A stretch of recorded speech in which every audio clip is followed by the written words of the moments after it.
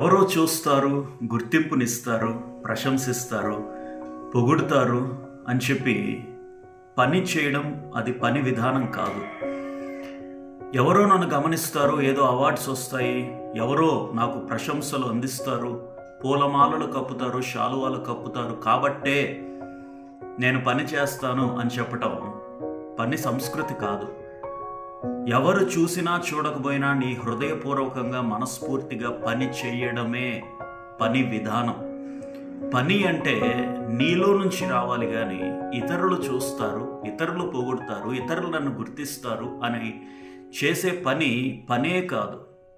ఎప్పుడూ కూడా పని ఇతరుల కోసం చేయొద్దు, కానీ నీకు ఇష్టమైతే చేయి, నీ హృదయం కోరుకుంటుంటే చేయి, నీ మనస్ఫూర్తిగా చేయి, హృదయం ఆశిస్తుంటే చేయి. అంతేగాని ఇతరుల కోసం ఎప్పుడు కూడా పని చెయ్యనే వద్దు. రోడ్డు మీద అరటి తొక్క పడి ఉంది, నువ్వు వెళ్తున్నప్పుడు ఆ అరటి తొక్కని తీసి పక్కన పడేశావు, ఎందుకంటే ఎవరైనా జారి పడతారు కాబట్టి.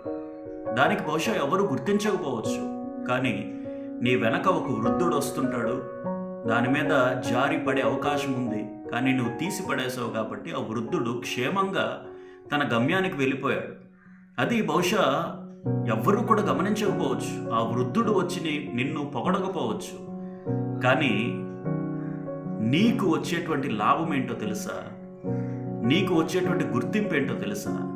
నీవు చేసినటువంటి పనికి నీకు లభించేటువంటి ఆత్మ సంతృప్తి, సమాజానికి పరోక్షంగా నీవు చేసేటువంటి పని ఖచ్చితంగా ఏదో ఒక రూపంలో నీకు లాభం చేకూరుస్తుంది. ఇది పక్కా. ఈ రోజున నాటినటువంటి చెట్టు ఈ రోజున అప్పటికప్పుడు నీకు ఉపయోగపడకపోవచ్చు, కానీ భావి తరాలకు ఉపయోగపడుతుంది.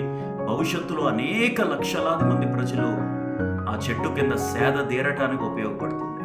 కాబట్టి నేడు మనం చేసేటువంటి పని, నేడు మనం చేసేటువంటి క్రియ అప్పటికప్పుడు ఉపయోగపడకపోవచ్చు, కానీ భవిష్యత్తులో ఖచ్చితంగా ఏదో ఒక రూపంలో నీ ద్వారా సమాజానికి ప్రయోజనం వస్తుంది. గుర్తింపు లేకపోవచ్చు, అనేక మంది నిన్ను సత్కరించకపోవచ్చు, అనేక మంది నీ పేరు తలచుకోకపోవచ్చు, కానీ ఆ దేవుడు నిన్ను చూస్తున్నాడు.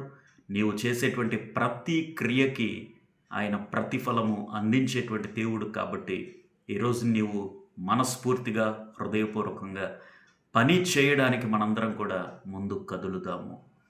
Thank you so much.